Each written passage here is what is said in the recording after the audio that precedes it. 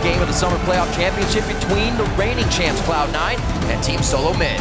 From behind them, although High has burned a lot of Darius' stuff, and that is what Zed lives for. Actually, he goes down to the Ignite. Triple kill! There goes Darius, and he gets a four-man pulverize.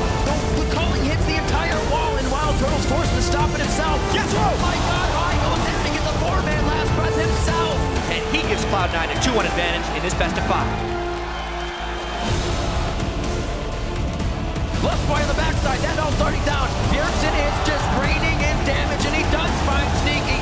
Coming up with focus. Wow, Turtle! Angel, Turtle on the triple, Turtle on the quadra. TSM goes the full 5 and takes down Cloud9 to be the 2014 North American champions. Welcome back to day 1 of the NA LCS Spring Split. Hello, everyone. I am Rivington Bison III, and with me is Joshua Jat Leesman. Yeah, it is great to be back here on the desk with you, but more importantly, in this new studio to kick off such a great season. It seems like the TSM chants are still around, too. Another year. Yeah, those aren't going away anyway anytime soon. It's time to get into the action with Team SoloMid versus Cloud9. And these are the only teams to claim the title of the NA LCS champions. Yeah, and in this matchup, Cloud9 does hold the significant edge in head-to-head winnings. Of the 23 games they've played, Cloud9's won 17 of them. But like we just saw a minute ago, TSM did dethrone Cloud9 from that pinnacle of NA teams when they won that grueling best-of-5 series and took home the Summer Split Championship. But we also have to know that TSM, they've made a roster change in the offseason. Everyone knows it. Santorin has replaced Amazing in the jungle. And historically, TSM's been a little bit of a slow starter in seasons. They take a little while to adapt to the changes, and we'll have to see how they do on this new season and patch. Right, and TSM's preseason was a little worrisome, to say the least. IEM San Jose, they were there, and then they were gone. They got 0-2'd or 2-0'd by Unicorns of Love, and that's probably been stinging ever since. See if they've righted the wrongs. Now for Cloud9, they seem to thrive on change, except when it comes to their team lineup. They start this split with the same roster they have had since they entered the LCS 3 splits ago. And this is actually really cool. They have had the same roster in 102 consecutive LCS games. As a bit of perspective, the next closest team was XDG or Vulcan when they did 61 consecutive games, but they're no longer in the LCS. Also, this one's even crazier.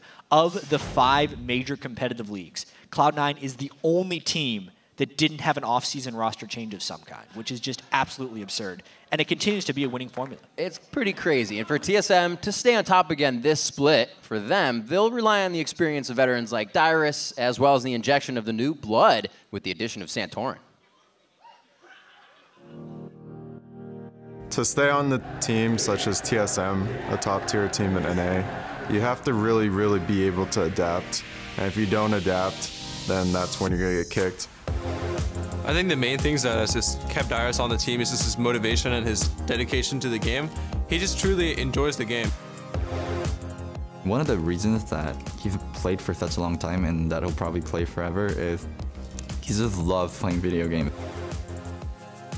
At the end of the day, I'm always trying to play as long as I can, and I feel like I got another year or 2 in me.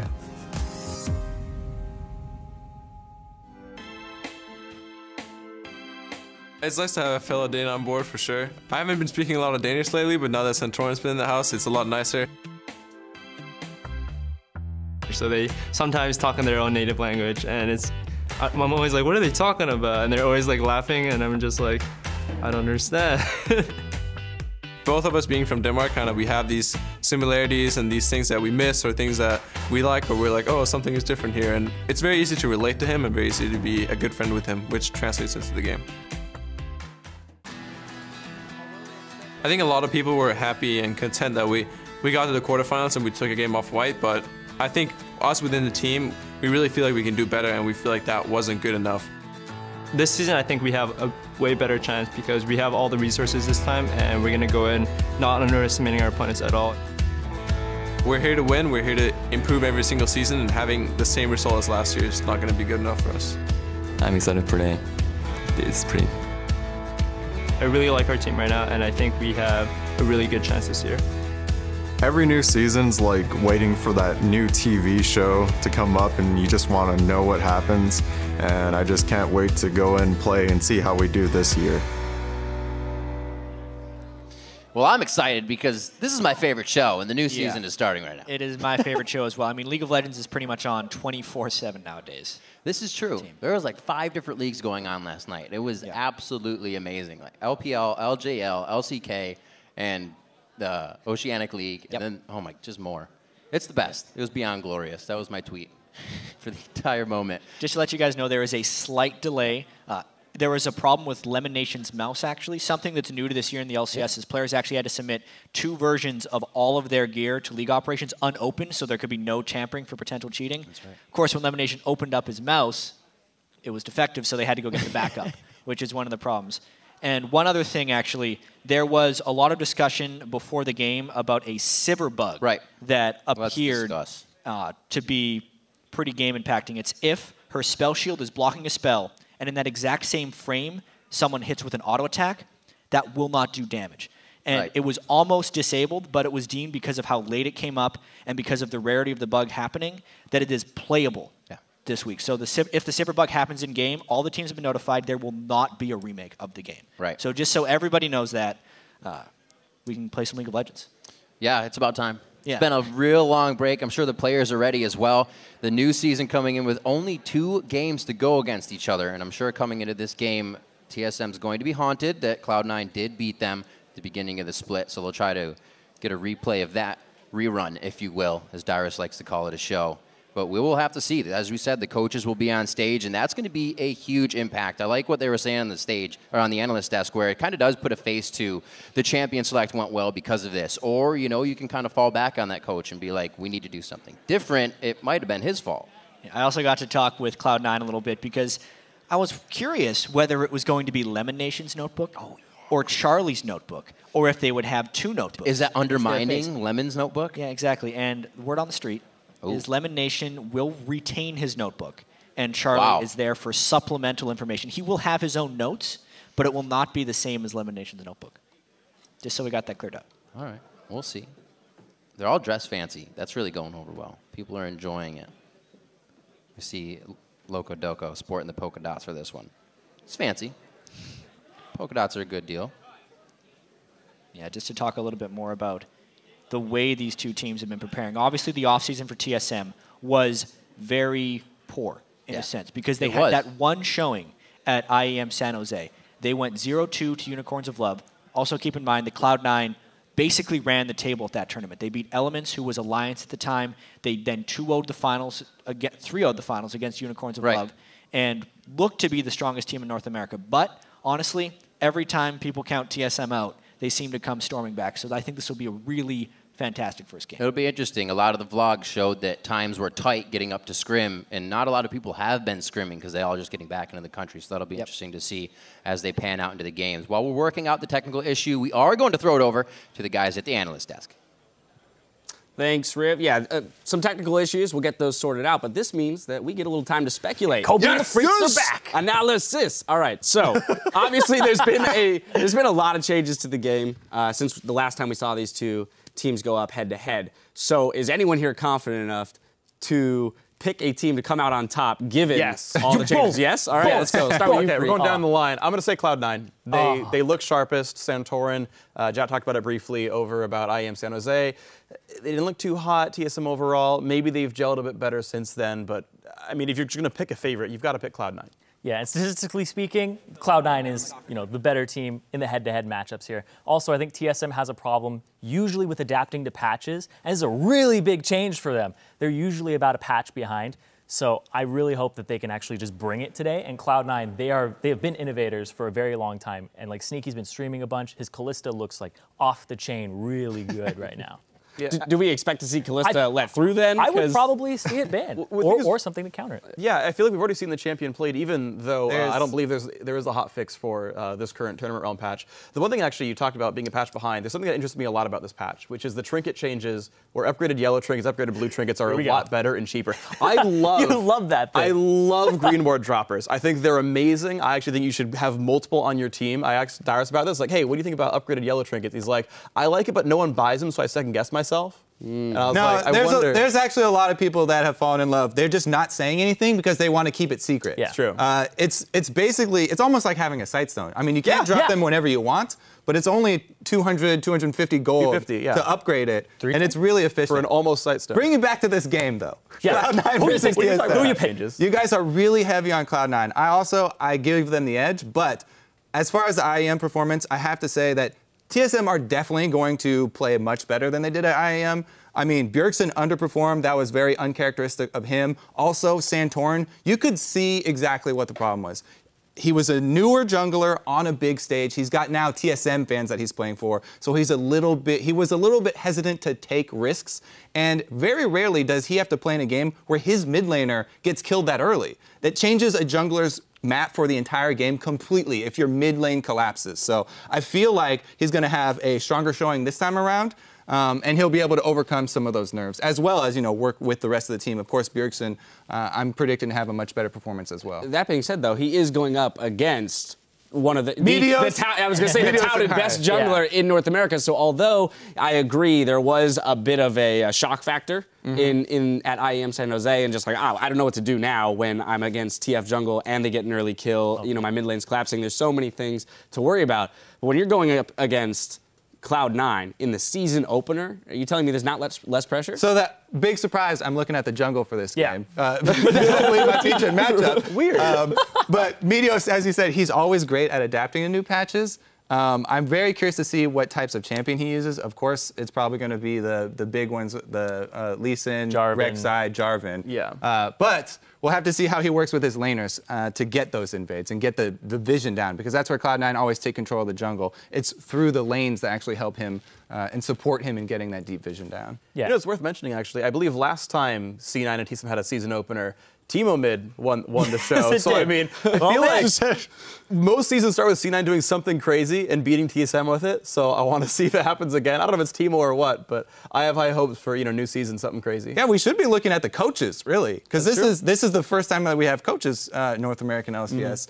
And I have to say, Charlie, I think, won at least the best dress as far as the coaching matchup this time around. He had the full Cloud9 suit. There you go. Oh, nice. A little bit better. Cloud9 suits? Did they beat Gambit out for tailored suits with the logo on it?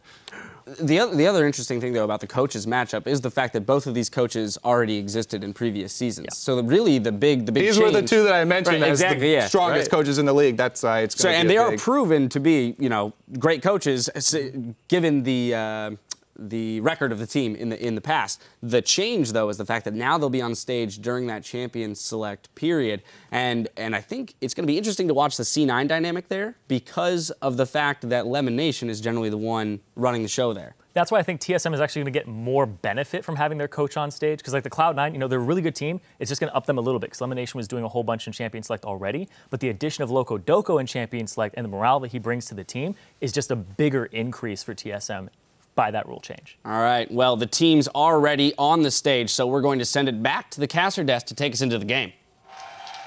Thank you very much, Dash, and it is going to be a fantastic game. With that, let's jump right in with a quick look at the team's lineups. On the blue side, it's going to be Team SoloMid. That's Dyrus in the top lane, Santorin now in the jungle, Bjergsen at mid, Wild Turtle at AD carry, and Lustboy at support. And on the red side, it is Cloud9 with the same lineup they've had for the last 102 games. Balls in the top lane, Meteos in the jungle, High in the mid lane, Sneaky on AD carry, and Lemon Nation, and confirmed his notebook as well on support. Absolutely. Even High has got some paper here. These guys are doing their homework. I'm hoping for a lot of flavor, like EU LCS. EU LCS had some great picks, a lot of variety, back and forth. Some didn't work out so well, but they were definitely trying to put their hand out there. If we remember to the last time TSM Cloud9 opened an LCS season against each other, High picked AP Teemo. Yeah, he did. At the time, and was victorious. Yep. Then AP Teemo was never seen again in the LCS, and everyone just forgot that it happened. It's because you feel bad about it. It's like every one of your three-pointers goes off the backboard and in.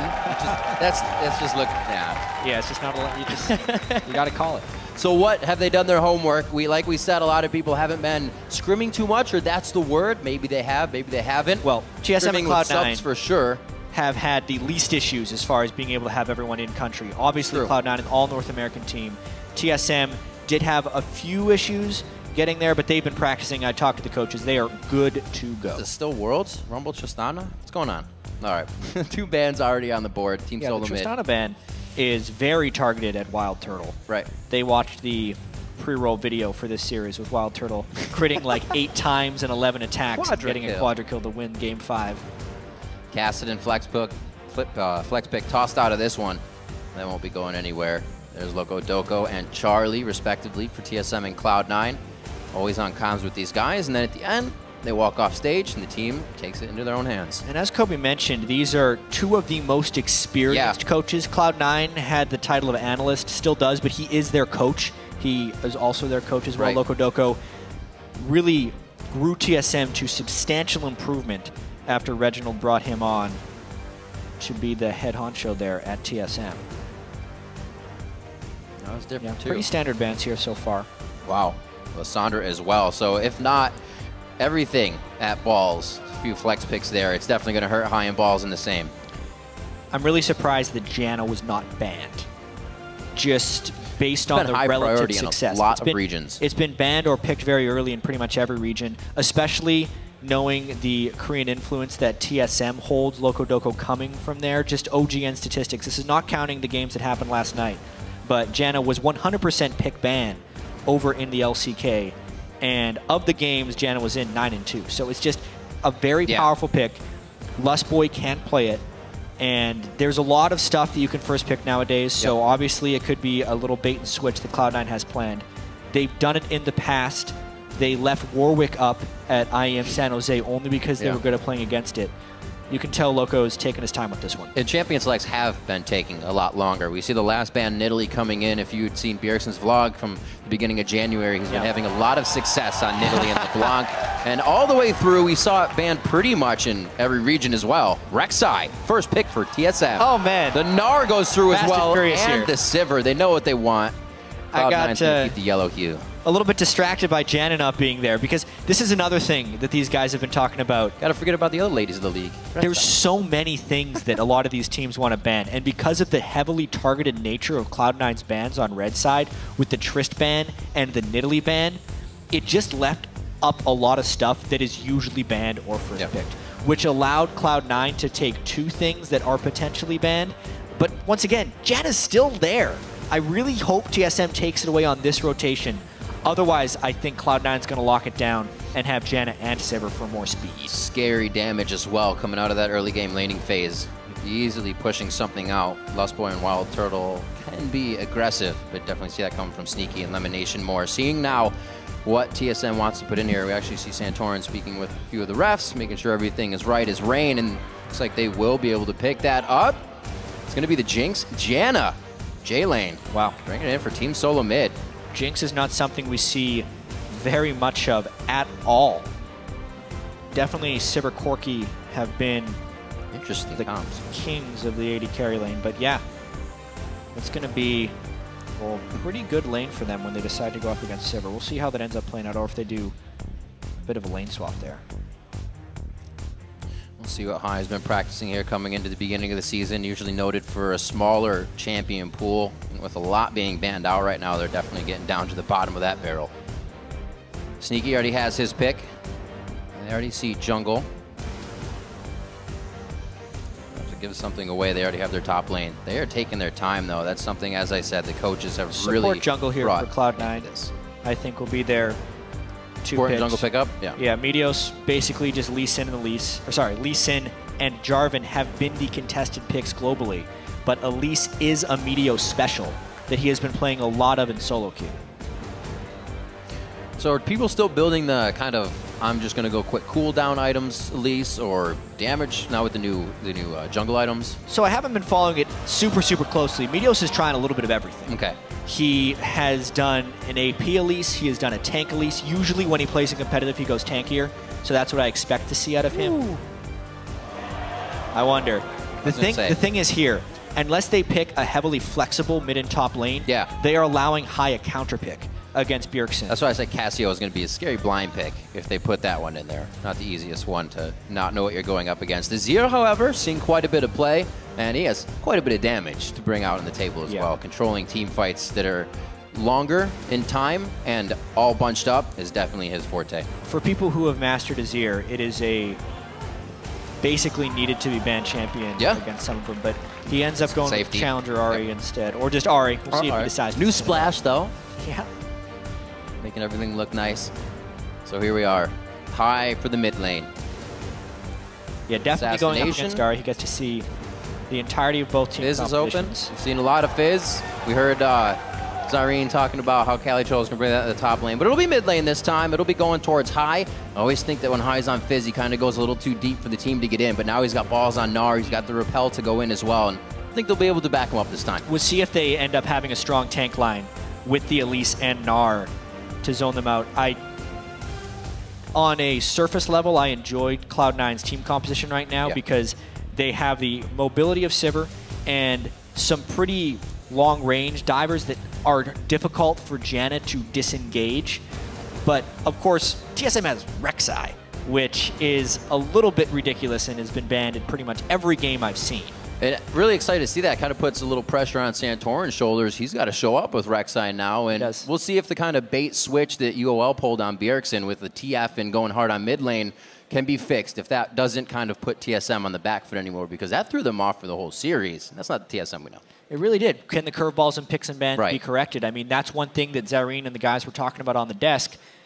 You're completely accountable now for what happens in these pick and ban phases. And if Santorin doesn't perform on Rek'Sai, well, obviously Santorin's going to take the brunt of it. You would have to look at the rest of TSM and the coaching staff as well. Well, as the teams load in, let us know who you think will be victorious. For those of you who are out of practice, just tweet hashtag TSM win or hashtag C9 win to us here at LOL Esports. Our production minions will be counting your votes throughout the game.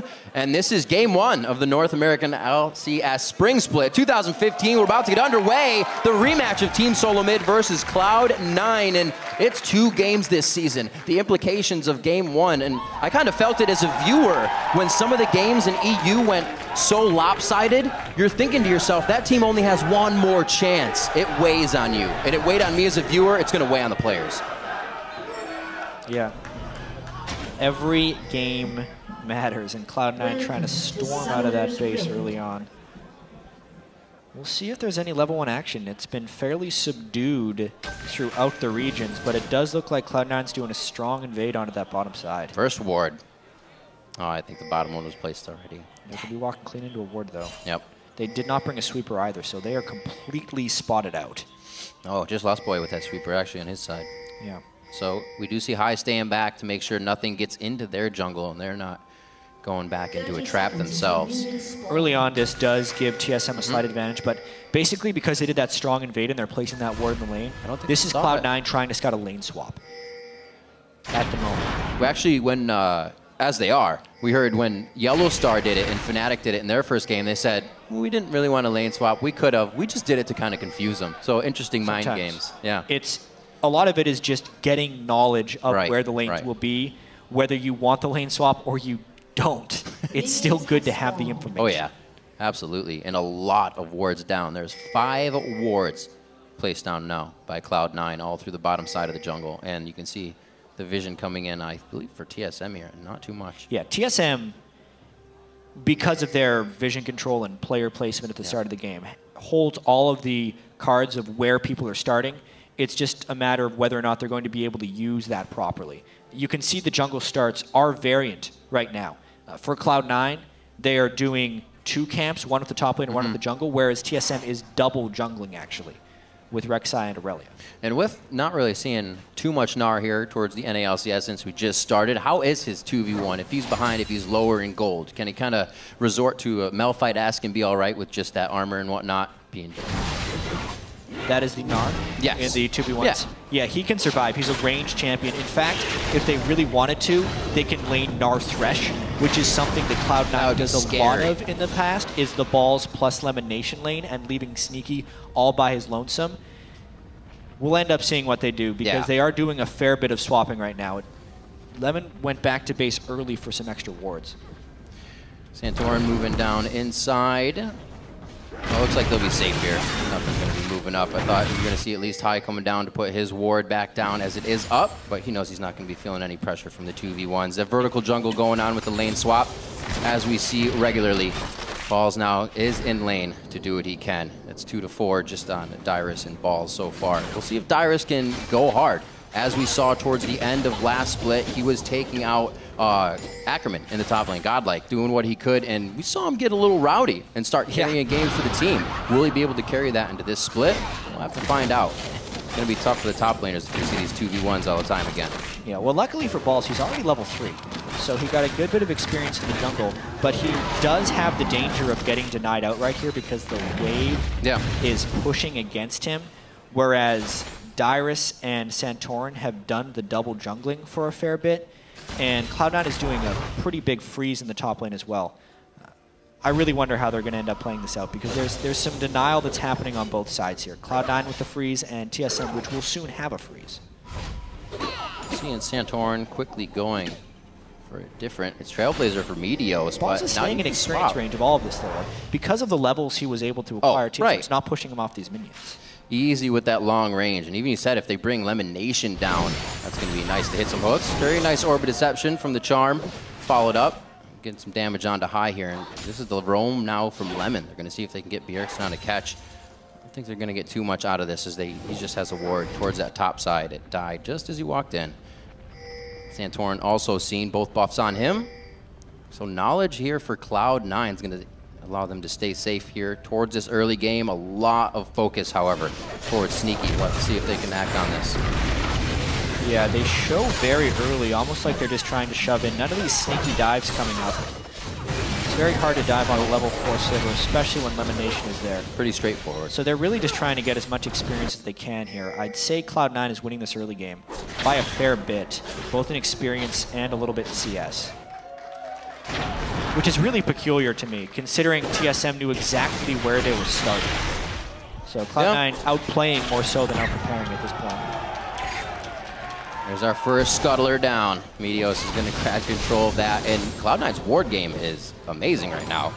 Keeping at least 5 on the map all over the place. Does not look like any ganks will be coming out of Santorin.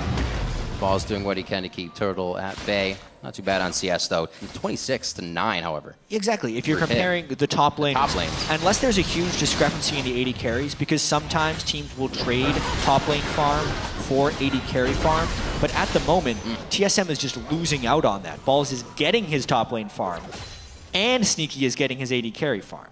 So it looks like we got lanes matched back up a little bit. It's a 2v2, but it's not going to be the 80 carry. That's Dyrus. Does he want to take the Lantern? It'll bring him a little too close here.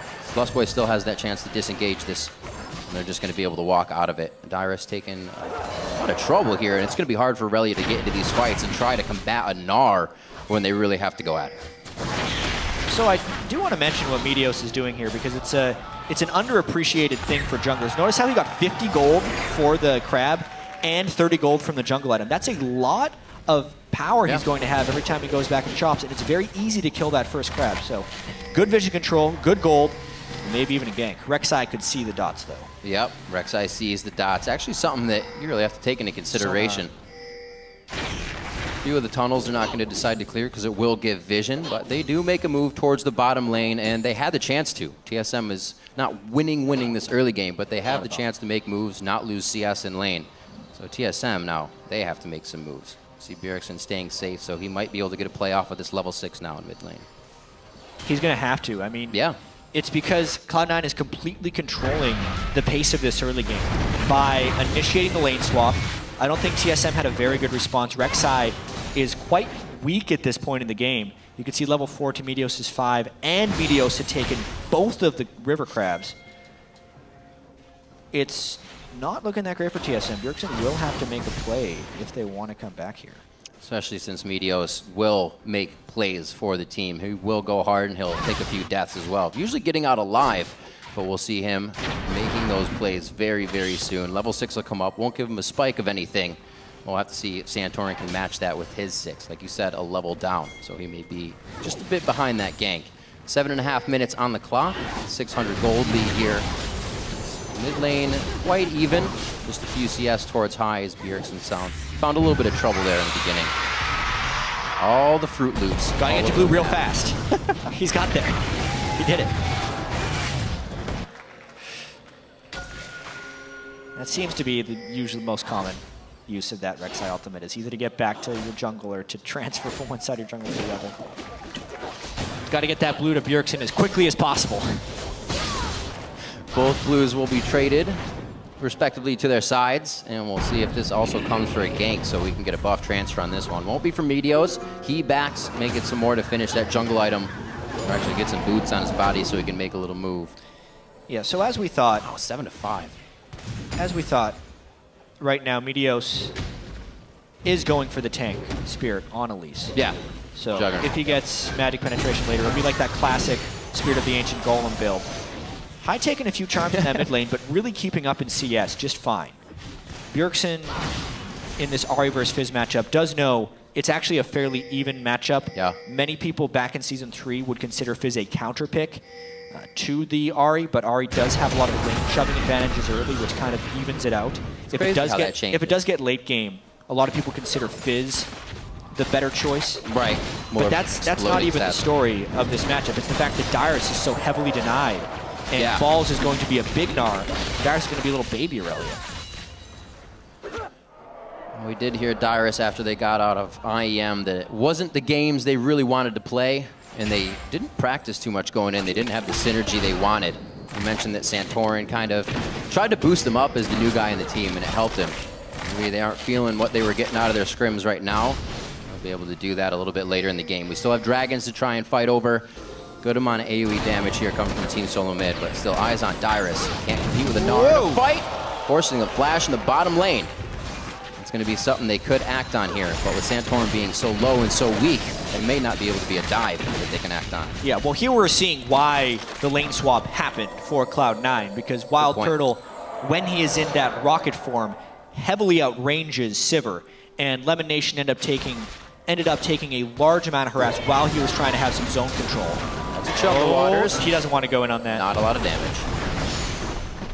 Bjergsen had Santorin in his back pocket right there. That's one thing about these guys, Santorin and Bjergsen. They do have a lot of innate synergy, both from language, when they can speak Danish together. Obviously, they play in English and both speak good English, but they also have a tremendous amount of duo queue experience. Yeah. Santorin is pretty much the highest rated jungler on NA solo queue before the reset, under the name Hot Guy Sixpack. But it does show he basically camps for Bjergsen, which I think is what Cloud9 is kind of playing around here. High's content sitting on his turret. Oh, first blood coming out. That's going to be it. Santorin not even needed. Well, if you're going to play passive for that long and take enough harass from Bjergsen, he's going to kill you. And that's what ended up happening there. There's not much Meteos could do to stop that unless he was literally waiting in the wings, but it was actually warded out on the flank. So that's that individual play Bjergsen's trying to make. Oh, no box on that one. No level 6 for Lemon Nation. How is that possible in this fight? That's some big damage. Another Rockets miss with just a sidestep, but they try to take a fight with low levels. And actually, TSM burns more summoners on the backside of that one. Plus, when Lemon Nation hits 6, it's going to give them another little power spike right there. And the jungle control continues for Meteos, so nice little play there by the Cloud9 bottom lane. Got it. Safe. That's one of the reasons Rek'Sai is banned so many times. It's not necessarily his ganking presence, which can be quite high. It's his map pressure that he applies right there. Even when TSM's bottom lane went back to base temporarily, even the thought of Dragon Control was gone because Santorin used that to just gain position on the map. Now, it's obviously on you to make the right moves, but you're signifying to the entire map that you're flying somewhere. If you get caught out, could that be a negative play? Only if you do really stupid things. Well, yeah. I think most of the time part. It's a positional choice, and it helps you get there much, much faster. Well, hopefully those positional choices all work in the advantage for Team SoloMid here. First blood to them, it's not going to be huge. It just goes over to Bjergsen.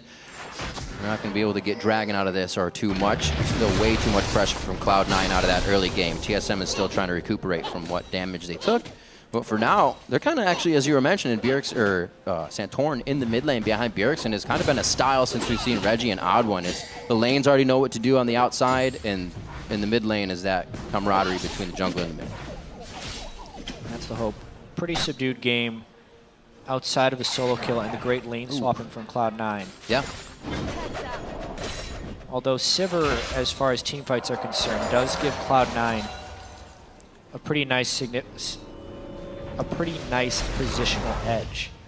And the zoning potential from a big Gnar is absolutely massive to allow Sivir to actually get the ricochets off. So team fight wise, I do see some pretty big edges for Cloud9 as this approaches the late game. But TSM has been able to make a few plays, and they will just have to rely on Bjergsen to land charms and get kills that way. They're staying safe and staving things off. That's exactly what all the pink wards in their jungler are saying, at least. Bottom ward for the blue side is warded up with things for Cloud9 to make sure their AD carry support lane stays safe. But other than that, TSM just doesn't want to get pushed in anymore. And like you said, to get Bjergsen fed that much more. He's sitting on needlessly large rod in the Fiendish Codex right now. Only a little bit of CS ahead of High at this point, but we see them still going head-to-head in the mid lane. First blood has come from Bjergsen. It's gotta feel good. I mean, when you get first blood in the game, you usually take a little more chances. A few more chances, rather. So we could see that happening. He's really going to have to. A 700 gold lead on his opponent High. And everyone else in the AD carry lane is splitting farm. And Balls and Dyrus have honestly been splitting farm since they got up there in a 1v1. So I do have to give credit to Dyrus there for CSing against a Gnar who has a level and experience advantage. Dyrus disadvantaged by the early map positioning plays by Cloud9 and trying to just make it back with a little bit of grit. Dyrus always like to focus on the people who play around him, he says. Oh dear. Understand how they play, figure that out, be as good as them, and maybe excel even a little bit more. Another play, Chum the Waters will stop, but he doesn't use the Spirit Rush to get knocked out. Doesn't look like he actually has another charge on it anyways, and High finds himself safety without having to use a flash or summoner spell. Yeah, trying to make a play off of Bjergsen's play, and Vidios is camping the top lane where no one is there. Cloud9 does not have wave clear to stop this push. What a great rotation by TSM. Already camping a lane that's winning, and Team SoloMid takes advantage of it fully 15 minutes, and it's 2 consecutive turrets in the mid lane for Team SoloMid. And when you look at the map, it's just sloppy wards by Cloud9. They lost river control. Both crabs are up. They had no wards in the mid lane, so all it took was Bjergsen using his ultimate on High to get him out of lane, and then an easy push. Because Cloud9 couldn't necessarily respond to that because they didn't know where to look. There was nothing for them to see. Bjergsen's halfway through level 11, which makes me think he actually had it for that fight, meaning he had a lot more power than High as well as he started it. He hit level 11 first and just went. Yeah, real hard. So it looks like Dragon's going to be getting a little bit of attention. Probably not to be taken just yet, but they will know that they are stronger for that fight if it comes up. We do see the all and ever beloved DFG right now on Bjergsen. He's going to be using that for this game. Yeah, and Cloud9 is slow to respond. It basically TSM said, all right, it's time to push lanes.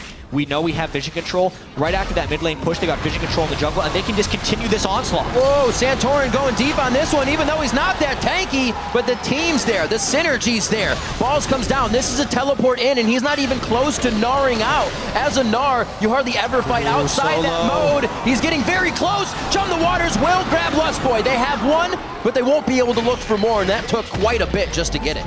Yeah, but it was, as of now, a 1-for-1 with the turret. Let's see if Dyrus can get away from this assault. He is getting more crowd control, that tenacity from the amount of people around him, but I don't think it's going to help in the end. He tries to go for a blade search to get himself out, but locked down by 4.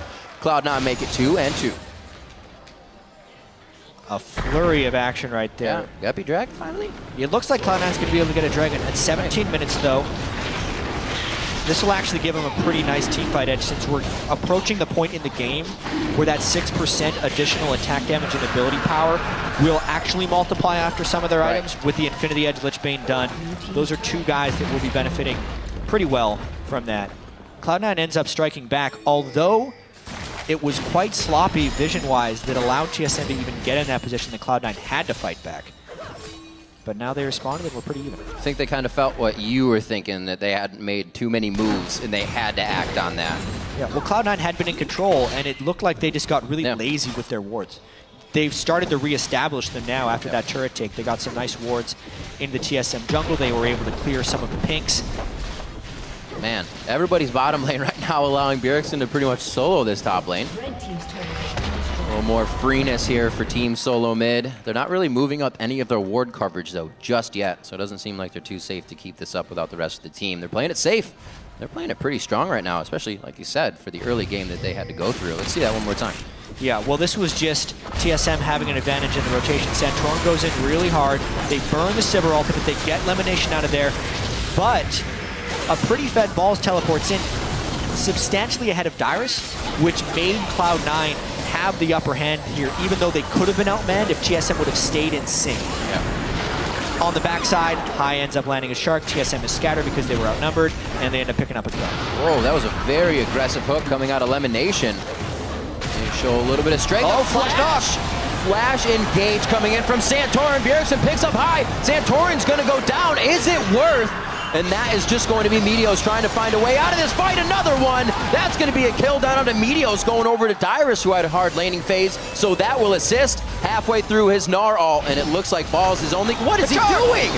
He's trying to fight. He's Big Gnar. This is going to be very tough. They don't have Sneaky too close. And now Sneaky's the one in the back line with no mana.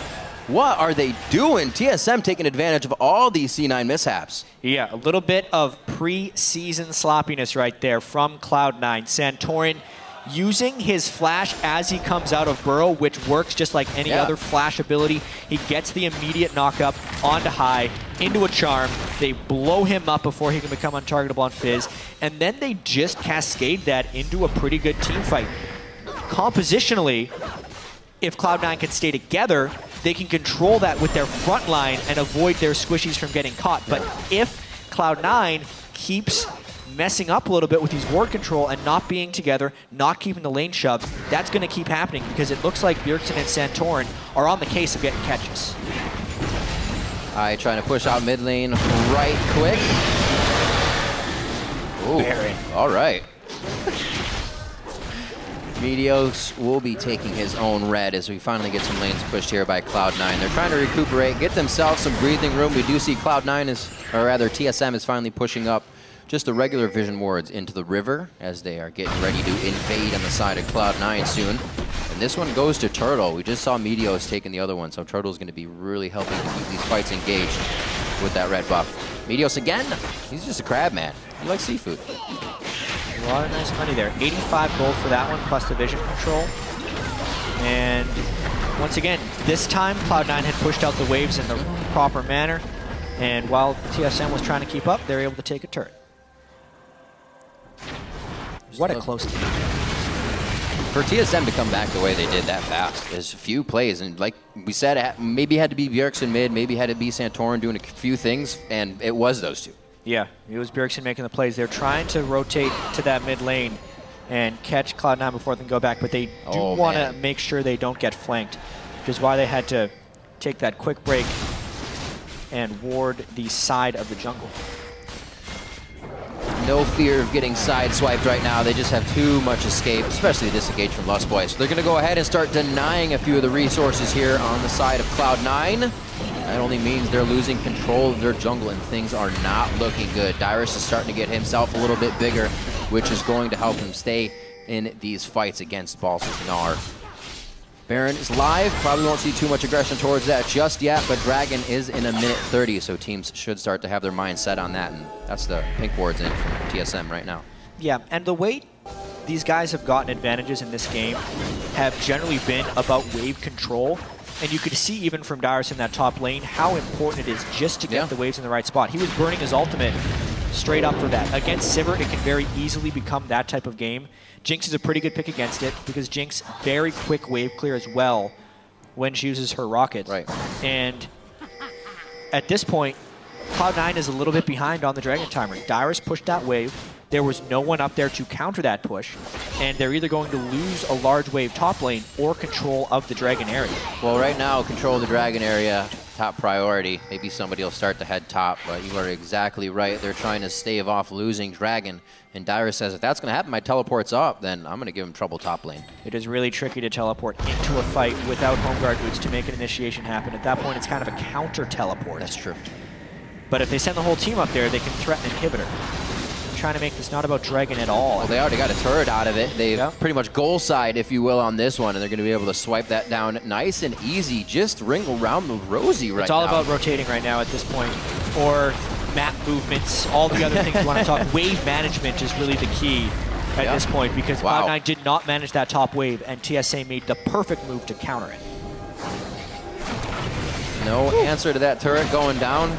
Only means Cloud9 maybe getting a little more antsy here. We might see kind of a false engage that they may not want, but may try to get, because they need to get back in this one. Only about 1,000 gold down, but this Dragon here could be evened up by Team SoloMid.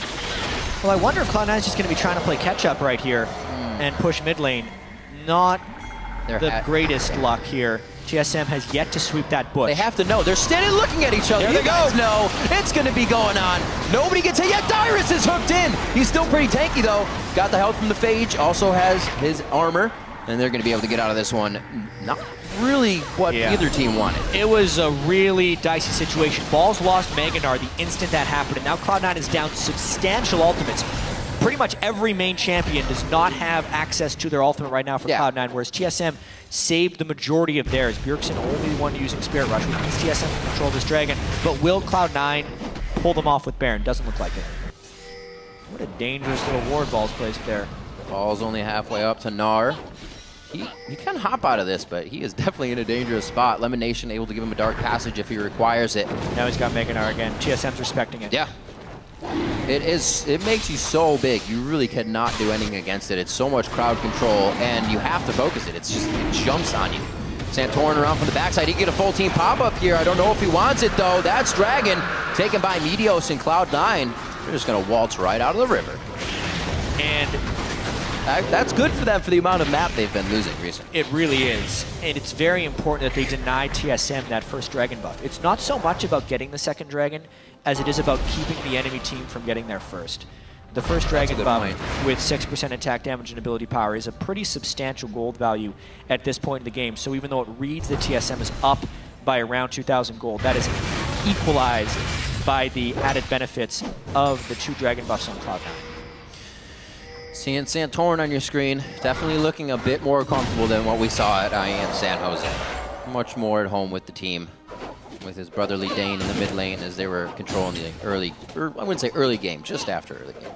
As the game gets more and more grouped, though, Rek'Sai does lose his effectiveness. So much of his power is about being able to support multiple lanes at once. So are we currently in his spike? We have been for the past 15 minutes or so, and I think we're heading into a pretty big dip. Whereas Meteos will be able to be a stun bot, but he is a tank elite, so he's actually in a level of medium effectiveness as well. Jungler for jungler. Yeah, he's also quite big on items. Sightstone, Frozen Heart. He's got what he needs right now. Looks like they're going to kind of just wait this one out. They're seeing if TSM's going to make a wrong move here. And after all that control, TSM's now really respecting what Cloud9 has a controlled map since they haven't been on their own side. TSM's wondering where the wards are. Right now, Dyrus realizes he's on 1. Ball's going to be able to control 2 on this fight.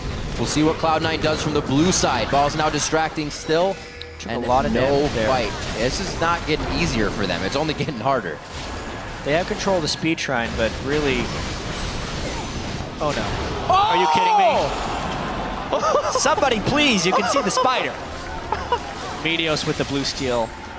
Yeesh with that spider. Centaur not willing to smite it away because he really wanted to give it to Bjergsen. Bjergsen already sitting at half mana. TSM wants to fight now. Listen, you took my blue, we're gonna fight! Put up your dukes! It's gonna be Gnar. Ball's perfect timing on this fight if he can get in. Meteos goes into the repel. Bjergsen trying to get in with Spirit Rush, but he's just on the outside. Orbit Ascension to hit. He does not. He does pick one up, actually. He picks up Balls, and the fight continues. Pi gets splattered down. Sneaky's forced to run out, and Meteos repelled out of this one way early. He's been on the other side of the fight, and they are forced back to their inhibitor turret. Team SoloMid looking strong. Lustboy did a very good job of controlling the zones on that fight, and honestly, Balls did not get a good Gnar ultimate up, so all that lane swapping to get him more fed was useless that time. You couldn't ask for a better TSM, fight. because they already took some damage off that mid lane earlier, might finish off that turret. Inhibitors exposed. Finishing it off indeed. 4 members strong standing too after that fight, so that does not look good for Cloud9 right now. They still have very good chance to come back in this game. Inhibitor to defend here so they could get themselves a fight that they can control. But we'll see how TSM approaches this. Sneaky clearing out some of these, I like to call them Fruit Loops. It looks like a bunch of Fruit Loops on the map. But he's clearing out the Rek'Sai tunnels. We'll see this replay one more time. Dyrus, they just weren't happy that the blue got stolen. The thing is, when Dyrus got that early stun on High, he got rid of the Playful Trickster, which took High out of the fight for a very long time. Notice how High hasn't done anything yet, and the fight's almost 3/4 done. Meteos too. Balls could not find a wall to use the Gnar ultimate on. He ended up flashing with his dying breath to get Wild Turtle into the side of the wall, and that's just not enough Gnar effectiveness and zoning. The area of that fight was ideal for TSM. Initiation was great as well. Hot dog, Jat. Looks like we're going to have a Baron coming in. 28-28 on the clock. Santorin, he looks like he wanted to dip under the wall there and say hello. A party of Cloud9, but it looks like they stopped this for now. They know there's too many wards to be doing this, but they could be dictated here towards the mid lane, depending on how much time they give TSM. And I wonder how dissuaded Cloud9 will be from fighting again based on the result of that last fight, or if they can identify the things that went wrong there. It's because they continue to be initiated on by TSM. If High and the rest of Cloud9 can control, they're fine. But again, they're getting caught. Caught right out in the middle of the map once again. Deer in headlights, and TSM's going to start taking control of the fight. That's a double kill coming in for Bjergsen. The choice of Ahri, much better than the choice of Cassio and picks and bans, and they're going to be on to the first inhibitor of the game. And you just don't see stuff like this very often. The fact that the team with Sivir is continually getting caught out by the other team. They can't even kite back. Yeah.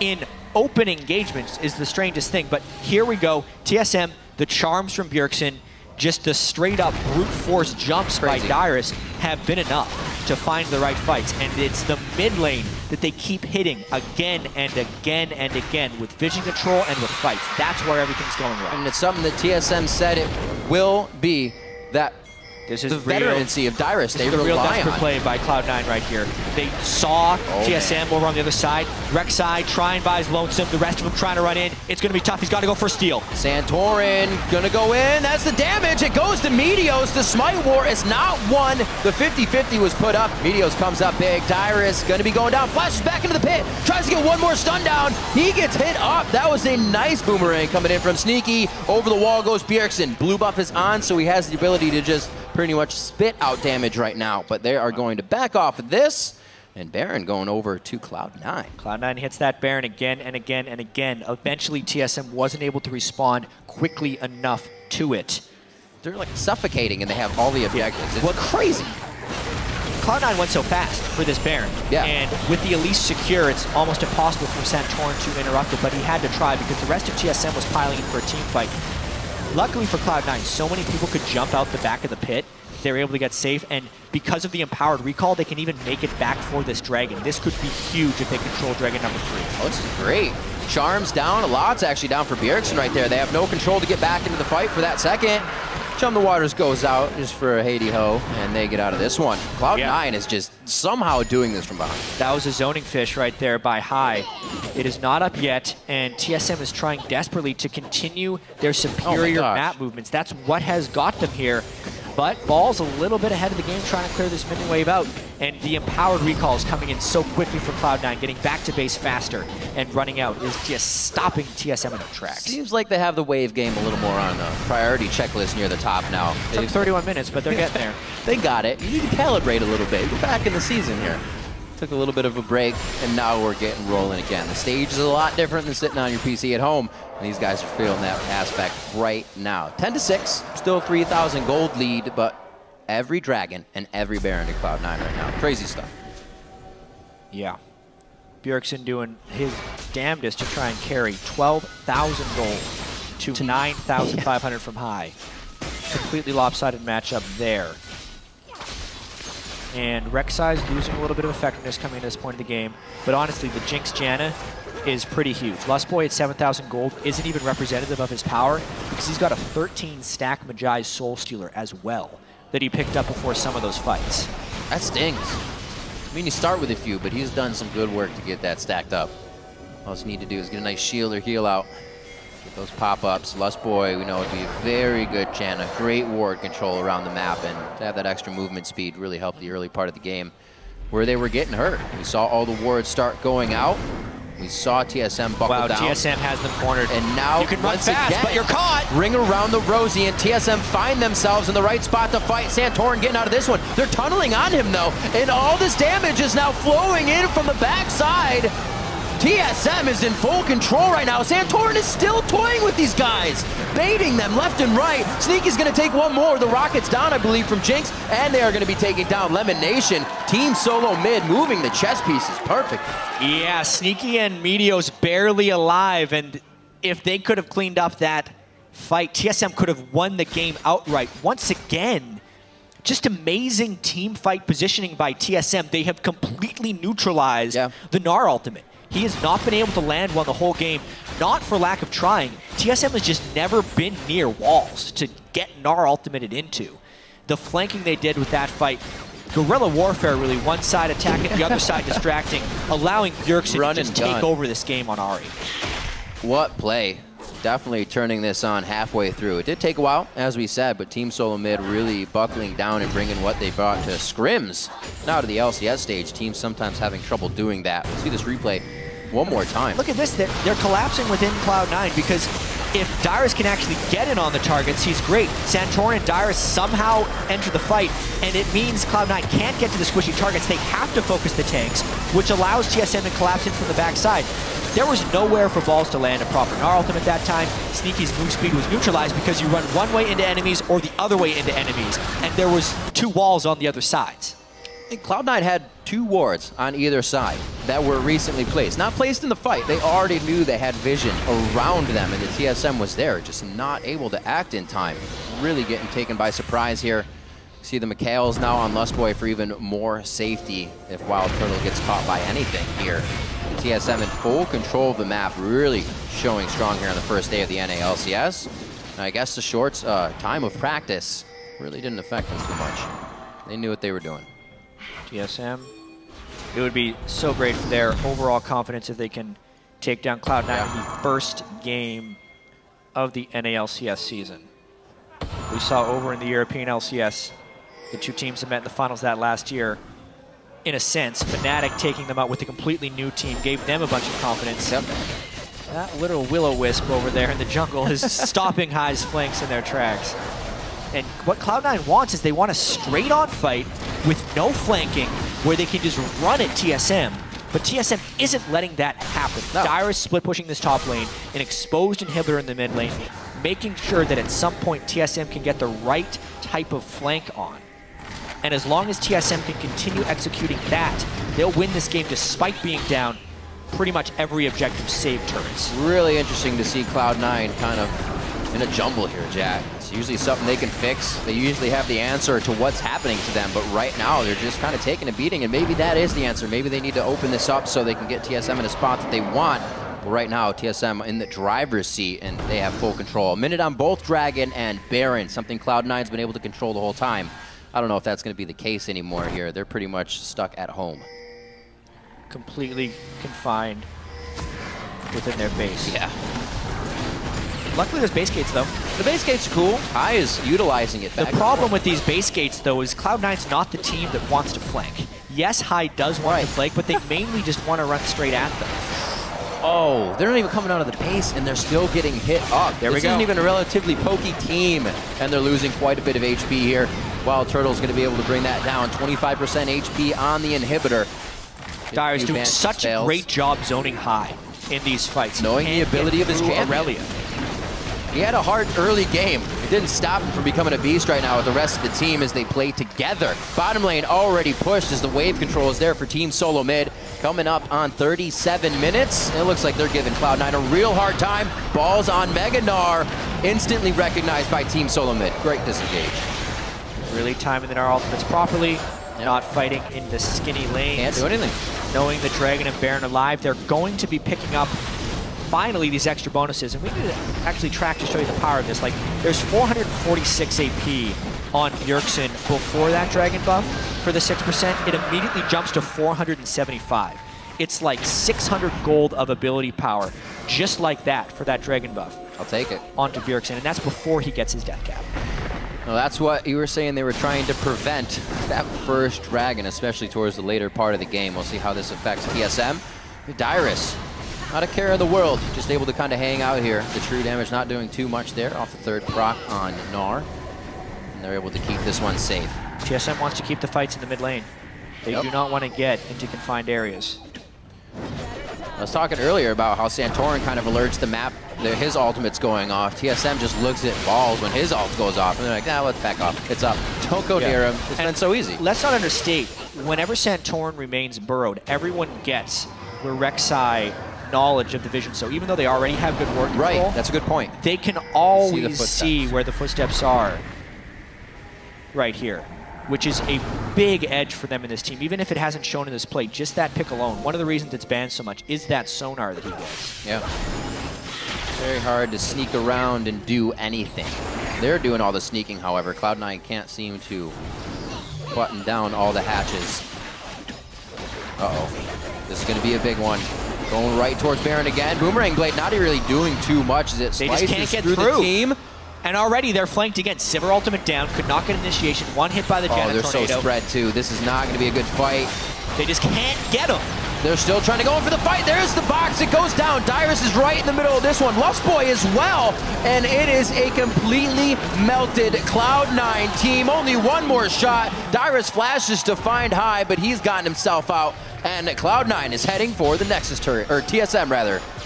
Dyrus teleports in. They got 3 people down. TSM tries to take that Summer Split Championship into a Game 1 victory here in the spring. What a definitive matchup coming in for Team SoloMid. They were able to come out strong here in the first game of the NA LCS. Just under 40 minutes, they will find the first win against Cloud9 here in the North American Spring Split. A really gutty game right there by TSM because it didn't really start that well. The early matchup there from Cloud9 showed better lane swapping, better map control, and then TSM just kind of turned it on. They got control in the mid lane, they started grouping up, they funneled around Bjergsen's incredibly powerful Ahri, and despite Cloud9 having the speed of Sivir, TSM was either there running away, kiting with Janna, or just getting the right fights with Dyrus. A team effort through and through, but spearheaded by Bjergsen. Yeah, Bjergsen wanted to come back strong. He found himself getting 1v1 at IEM San Jose, so he thought he needed to deliver a first blood 1v1. Santorin was there, but it was just for moral support. Let's be fair, there was no TF flashing at him level 2 with the gold card this time. That's true. Like there was at IEM San Jose. The jungle pressure from Meteos was confirmed, or basically there to neutralize the Rek'Sai and control the river buffs, but applied very little overall pressure to Bjergsen, and that ended up being very costly. Rek'Sai played quite well. Santorin showing up on that, improving for himself that he can play on the big stage. He's been there. He can do it again. He can replicate results. Man, Wild Turtle on your screen playing Jinx. Played it to quite good effect, and we actually saw that Jinx Janna lane was a reason that Cloud9 didn't want to match up against it, because when they did find that 2v2, it was pretty painful for Cloud9. It's true. The Jinx Janna right there, synergy from Wild Turtle and Lustboy, held true. High really looking like he's heavily pondering that last game. Not the greatest performance on Fizz. Bjergsen was able to get that solo kill, and then Dyrus just did such a great job of keeping High away from those fights. It's like Dyrus was assigned one person. It's like, you guard that guy. He was just guarding Fizz the whole game, and he was keeping in range. him away from Jinx entirely. Shut him down. As we said in the beginning, TSM will rely on the veteran people like Dyrus, who can be down 20 CS in the early game, get constantly kind of camped by Meteos, and still come out as one of your initiators. Yeah, at one point Dyrus was down 2 levels and around 50 CS against a Gnar. Yeah, and he had to lane 1v1, and as you said, Meteos was up there frequently. Yeah. It's a wonder that that didn't turn really, really bad for TSM, but Dyrus held on. Wonder indeed. Right now we're going to head over to the stage for more on TSM's first win of the split. Thank you, Riv. I am here with Bjergsen after their first win of the season over Cloud9. Looks like you guys are not ready to give up that North American crown. I have to ask you, though, you know, coming off of the San Jose, a little bit rocky performance, how was the time between San Jose and now? How did the practice go for you guys? It was really hard for us to practice because Santorin was back getting his visa, Lustboy was getting his visa, so we didn't have as much practice as other teams. We also had some internet problems, so we really only practiced for like a week and a half, I'd say. But we just really tried to optimize our performance and practice as much as possible, and Loco's been really good at that. So I think our practice is a lot better than before. And now, Amazing used to do some of the calls for you guys for the team, but now is it all on your shoulders, most of the mid-game shot calls? Most of the mid-game shot calls is, yeah, but Santorin is also helping out. Lustboy has been really getting a lot better at speaking in game and helping with shot calling and all that. So I feel like both of those guys are really filling what Amazing used to do, and I think it's really going well for us with the shot calling. That bodes very well for your team. Now, speaking of your solo performance here versus High in the mid lane versus Fizz, how do you see usually that matchup going, Ari versus Fizz? And then the kill that you got on High looked like it was you found the pattern in how he was trying to CS under turret and just took advantage of him. Is that what happened, or how do you usually see this matchup? It's a matchup I like to avoid. I haven't really played it in a while because it's just Fizz can get the early lead and he'll just snowball out of control, but if Ari can maintain the control, she can also get ahead and start snowballing. So I played really safe early game, made sure I wouldn't get ganked from the Elise Thresh and the lane swap, and then once I got some minus, once I got blue buff, you can start poking a lot more, and that's when I really look for the opportunity to go in. All right, well, congratulations once again, and congratulations to TSM for winning the first game of the season. Now we are going to send it back to the guys at the desk. Thanks, Kobe. An impressive first game from Team SoloMid to kick off the season with a victory. First thing I want to touch on immediately is the early game, because it actually looked like Cloud9 had a really commanding control and lead there in the early game that seemed to unravel throughout the rest. Yeah, it seems like they made a very good choice. So we talked a little bit in the pregame about TSM adapting slowly to the times. There was a change in the middle of last season where the experience range of dying minions was vastly increased, and Balls took advantage of that. They started the lane swap, pretty good freeze for both sides. Balls immediately TP's bot lane, and he just starts absorbing experience. And he's matching levels with the AD carries, doing perfectly fine. He tries boomerang, doesn't really matter, but he's gaining levels. And Dyrus is running around double jungling with Santorin, and I don't think that's how you're supposed to play lane swaps anymore. It's pretty easy to be safe while gaining XP in lanes overall, and that was a massive lead. With the level lead, he built a CS lead over Dyrus. He actually killed the turret later on in the one-on-one because he's up 2 levels the whole time. I just felt like, as a team, Cloud9 is more aware of the lane swap situations. Yeah, and the thing that really surprised me about that is when Gnar is in the lane throwing boomerangs out, the boomerang will usually hit more than one minion, which will cause the wave to push away from you and towards the AD carry and support, and they didn't zone him. They had no real way to zone him unless they were both going to walk up and just go after him. But then on the opposite side, Cloud9 had played it so well by pulling minions into the brush over and over again that they had the wave pushing towards them the entire time. So Dyrus, even if he had showed up, it would have been a long lane that he would have had to try to absorb experience through, and he would have been vulnerable to ganks, he would have been vulnerable to flank arounds and zones. Right. And it's just a really bad situation for TSM, but Cloud9 created that through these tiny little mechanical things. Yeah, definitely better freeze. I think also part of it is the fact that it's Gnar versus Aurelia and Thresh on one side, so Lemon could just sit in the forwardmost brush and be I dare you to try to get CS. A lot more damage output than Jett. Hook into Elise, right? It's a free kill at that point. Gnar can boomerang and say, get out of my brush. So there are, of course, some external factors as well, but I still think something that TSM could have played better. So we have Cloud9 commanding the early game. A small gold advantage throughout, the first few minutes. And even Bjergsen seemed to struggle with CS. He was losing to Fizz in the early game, which I wouldn't expect to happen normally. So I had the same thought as you. I was he's losing lane to High. Wow, this is really atypical of him. But his interview, he said, look, all I wanted to do was play passive in the early game, make sure I'm not getting ganked. And if you're going to give up CS to make sure you don't die, because at least cocoons from Fog of War are pretty brutal and you can't guarantee ward coverage, then I get it. You sacrifice 5 CS, but you keep levels, you never get zoned out, never get a bad recall timing. And then he's like, oh, I got blue buff, then I aggressed. And you saw it worked out. So I think this is the beginning of us sort of realizing, look, these guys are potentially actually sacrificing CS on purpose. Right. And then just playing it really safe because they know the matchup flips later on. Exactly. There was a great example of that 15 minutes in, as you said. Bjergsen aggressed onto Fizz, forced him to get out of the mid lane, and then because of the vision and the rotations that they made, they were able to push down not 1, but 2 turrets in the mid lane, which completely opened the map up for TSM. Yeah, and I think High on the Fizz, I was not convinced at all. I felt like his playful tricksters, he threw a couple out just to zone with a fish. The time that he actually got chunked under the turret, he had Urchin Strike to the left, and then he E'd to the right with Playful Trickster, and then the charm came out. Bjergsen held on to that ability and read High like a book. He's like, you're going to E afterwards because you think I'm going to throw a charm, and he threw it the opposite direction and caught him. And that's what allowed them to do it. And I felt like he just couldn't get into fights after that. They shut down the Fizz, and it's a relatively low damage composition if you shut down the Fizz. It's all this 500 range Sivir after that because you have Elise and Gnar both building tanky. So I want to go into a replay kind of early into the game. This is one of the more competitive of the two fights because we started to watch them snowball into TSM's direction. We're going about 16 minutes into the game to the bot lane. Freak, I'm going to let you take this one away. Yeah, so this starts out really good by TSM. They actually massively out-rotate Cloud9, and they identify the fact that Fizz is wave clearing in the bottom. You look at the minimap, you can see Fizz fighting minions over there. And so these guys know for sure that TSM are going to outnumber these guys. Bjergsen's already coming over. So roll the clip, very smart dive to pick up elimination, just a simple dive by Santorin.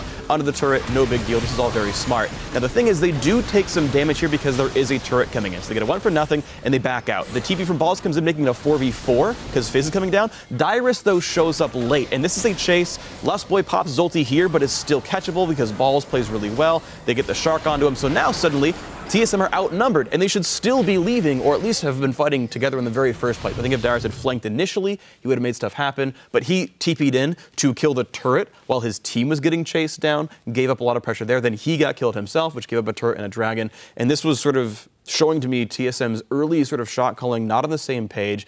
Dyrus kind of, like, he either could have recalled and finished Triforce and showed up to a fight, or been part of the fight in the first place, or they could have committed, like, gone right back down into the turret, something like this, but they completely split up and let C9 back in when they got a pick. Yeah, and when I see a fight like that and I see the teleport come in late, I imagine what had happened if it had come in early, at the same time as Balls even. He would have been able to just push up forward, and instead of retreating down the side, they would have just pushed up the lane more, because it would have been a 5-on-3 at that point. They had picked elimination, and Hai was actually coming down from the top of where you come by Wolves. And it was going to take him a couple extra seconds, and they had enough damage at that point with Sheen and with these other things, the Phage, to actually pick another member off before Hai even got there. Even something as simple as positioning the teleport correctly for a safe retreat. Because he TP'd into a split position. He was now, you know, bot side of the bottom turret while the team was running. He got the turret, though. Yeah, he got the turret. But while the team was running up through the jungle, right? And then he paid for it with his life. After that, they chased him down to the bot lane. From there, though, I have to say, TSM started commanding the fights, while C9, we have to give them credit for controlling the global objectives in terms of dragons and barons. We saw them pick up 3 dragons and a baron before TSM picked up any. Yeah, TSM was really going for all of the turrets and the team fights and kind of neglecting the dragon timer. They were like, it's okay, you can have all these, that's fine. We're not going to even get to the 5 dragon point. They ended up trading inhibitor for baron, which they ended up pushing with super minions later on and using that as kind of leverage. And I thought it was a fantastic plan. There's an interesting balance between the gold earned from global objectives like turrets versus the the stat bonuses, or what you attribute as gold value from stat bonuses from things like the dragon. Because what we witnessed was TSM that actually started down a little bit due to CS, ended up skyrocketing in the gold advantage up 4 or 5K in the mid game, while Cloud9 is sitting there putting weight into, well, if we get dragon buffs, that move speed is worth X amount of gold. What do you guys feel is kind of the balance between the two, and when is it okay? I don't know. To me, like, the more I've played the new season, I have a really hard time weighing the value of dragon. I feel like it never feels like it does anything. And I know it does. Like, to me, dragon is more like, hey, if you let me get 5, we're gonna probably win the game. And it's like, I play the games, but like the 6% AD never seems to like matter in the team fights. The positioning is almost so much more important. Hitting an item breakpoint, like, by the way, items are worth more than their weight in gold. They're always over 100% gold efficient, any completed item. So gold is worth more than the gold value of the dragon. Flat out, always literally the case. Is that true with Youmu's? If you activate it, sure. Yes, if you activate it, yes. I mean, come on, like, I gotcha. There's no item where like you combine it, you're like, damn, I wish you didn't buy the combine for this thing. It's impossible. Yeah. So I feel like dragon is more like a ticking time bomb thing where, look, if we can't close the game out, we're going to keep taking these, and at 36 minutes we will. Great, right? That's fine. But I don't think, like, they have 3 dragons, don't fight them is not, like, the case. Yeah, right, so I think that begs, then, the question of, like, when we're looking at team comps and team play styles, things like that, are teams that are more oriented towards brawling, sieging, and, really like, hey, let's fight, whether it's under a turret, this or that, are they at a greater advantage now? Because we're starting to realize that maybe, the dragon, you don't need to put so much weight on it early when it's a % AD bonus at 12 minutes into the game. Certainly dragon rushes, I think, mean less than they used to, right? The 3-minute dragon where you got to get your BF sword a wave earlier and then bully out the bot lane, that used to be a big deal. The 6% AD, I mean, yeah, okay, it's 9 attack damage in my lane matchup, that's kind of nice, but like, right? Like, it doesn't really actually matter. It's like, oh no, I've got a long sword on him, and no one ever cares you got a long sword on somebody. So that's the general gist of it to me. I do think, though, you can have these early game focused comps, but you've got to weigh taking dragons as well as turrets. Right. You've got to get a map advantage. You've got to get the actual gold coming in to push yourselves ahead, because Dragon's not worth XP, it's not worth items. You don't team fight better by taking Dragons, which allows comebacks so easily. Let's look at our second replay. I want to move back, kind of reorient ourselves back into this game, and look at something that TSM did very well, which was Brawl. Later in the game, we found them pick the right fights, really exhaust the ultimates resources and ultimates of Cloud9 before engaging for team fights. So we're going to pull up the final fight of the game right around the Barons. Irene, I'm going to let you walk us through this one. All right, so this is where we end up seeing Sneaky and Lemon using Sneaky's ultimate and Righteous Glory to try and find a fight, but they don't find anything. And this composition lacks engage aside from running into them, landing a cocoon, which you'll see Meteos try to flash for and miss it, and Gnar getting in, but they kind of need something to assist him. So TSM just back off, let it wear out, and then they re-engage and kite around, and they never, like, look at them right now before the fight even starts. They're pincer maneuvering this so they don't get Gnar ultied on multiple people. Let's roll the clip out, and you'll see this come out here. They end up using the Righteous Glory there and a Sivir ultimate, and Sneaky's in the back line, and he is their main damage source. Balls is tanky, Meteos is tanky, High is shut down. Sneaky's damage output in this fight is so minimal because of the low range of Sivir. They end up getting some damage later on, but look at this. Turtle is completely untouched there. And how much damage has Sneaky done in this fight? And Cloud9 in general is just extremely low. And it's really, really just about the composition and finding the engage, and they couldn't find it in time. Exactly. The big problem, I think, was kind of both the Fizz and the Elise together. They had no damage output. Gnar didn't build a Hex Drinker nor a Brutalizer, or even like a Sunfire Cape to deal more damage. Elise went full tank, Ninja Tabby after building the Juggernaut enchant. There's no damage output here in the composition, which you need. Sivir is one of the worst late-game carries for damage output, and the entire weight is on Sneaky's shoulders. You can't really bear that as a Sivir when there are threats in your face. You run like an Olaf in the jungle to have a damage threat, or you run like a Jarvan to make sure the engages actually land, and he's actually a decent damage dealer in his own right.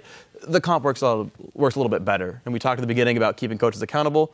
Honestly, I didn't like this comp from C9. Yeah, and the fact that TSM played it perfectly with shutting down High, great on Bjergsen for getting the solo kill, which is something that you shouldn't actually count on. It's like, I'm going to solo kill him in lane, and that's our strat. No, it kind of just fell into his lap, and they're like, oh, we can exploit this. And they kept going in over and over again and really getting High kind of off of his just kind of groove and throwing him out of the entire team fight. He was the last person like alive there, and he really couldn't do anything at all. We do have to give a lot of credit to Bjergsen, though, for the solo plays, although, as you said, they can't necessarily be planned for. The fact that he stepped up, did make some of those MVP, type plays in terms of getting solo kills, and then expanding that lead to over 3K at some point individually in that lane matchup.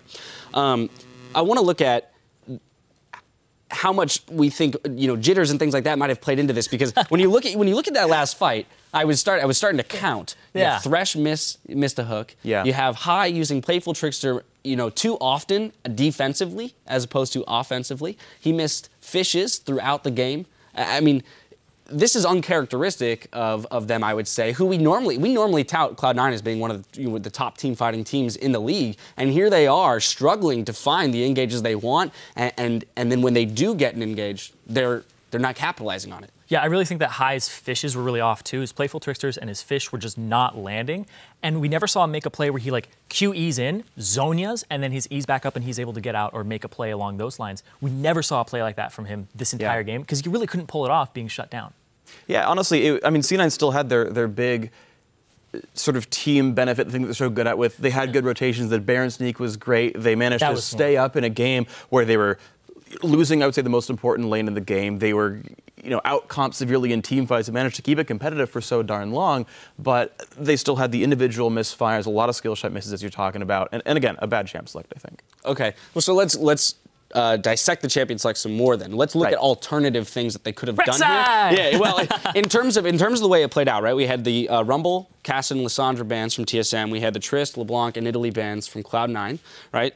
Then we see the first pick, Rek'Sai, immediately followed by Gnar Sivir. Yeah. I mean, Gnar Sivir to me seems like a very solid first rotation of picks. You've got, Sivir, fantastic AD carry right now in the meta, has a lot of mobility, gives you both that engage and disengage that you might want, depending on how a fight is turning out, right? So that seems fair to me. Great. Then we see Jinx Janna picked up. Where do you go from there? How do you pivot it? So the one thing to keep in mind is Janna is such a queen of disengage. Yes. Like, not only does she, of course, push people back, but what an unsung hero here is the local move speed to dodge skill shots like Cocoon and the fish and stuff, where it's like, actually, you dodge the skill shot engages too by picking Janna. And it gets really unsung. I think no one's really brought this up before, but it's true. It helps just a little bit. You still can power through this, though, right? You get like a black shield so that you can't be Janna away. You pick up Morgana's Bart, which, by the way, Lemon is great at.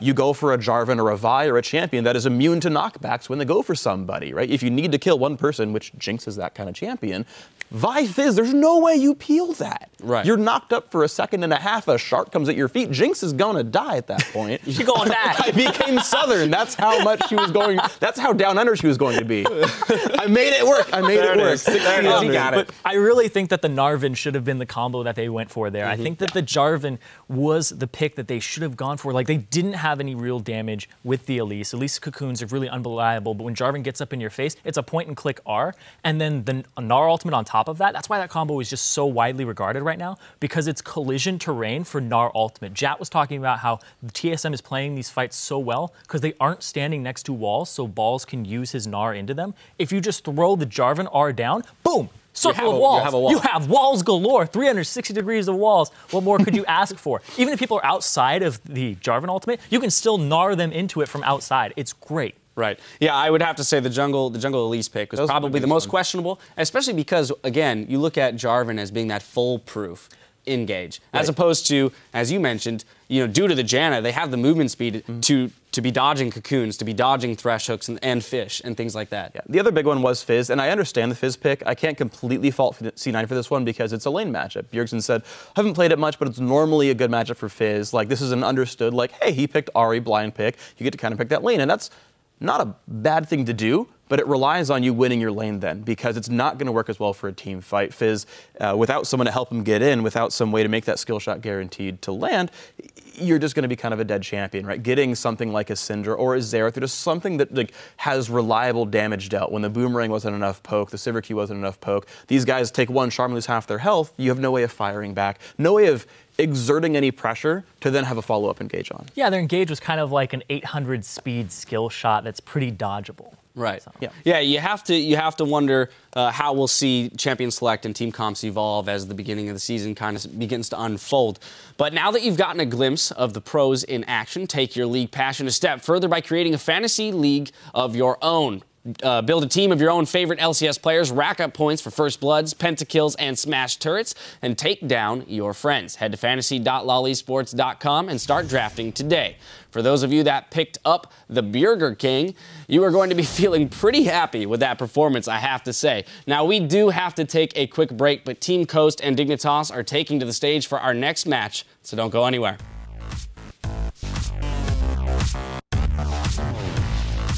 Time to get into the action with Team SoloMid versus Cloud9. Flash engage coming in from Santorin. Bjergsen picks up high. Santorin's going to go down. Is it worth? And that is just going to be Meteos trying to find a way out of this fight. Another one. That's going to be a kill down onto Meteos going over to Dyrus. Meteos goes into the repel. Bjergsen trying to get in with Spirit Rush, but he's just on the outside. Orbit Deception to hit. He does not. He does pick one up, actually. He picks up balls, and the fight continues. They just can't get him. They're still trying to go in for the fight. There's the box. It goes down. Dyrus is right in the middle of this one. Lustboy as well. And it is a completely melted Cloud9 team.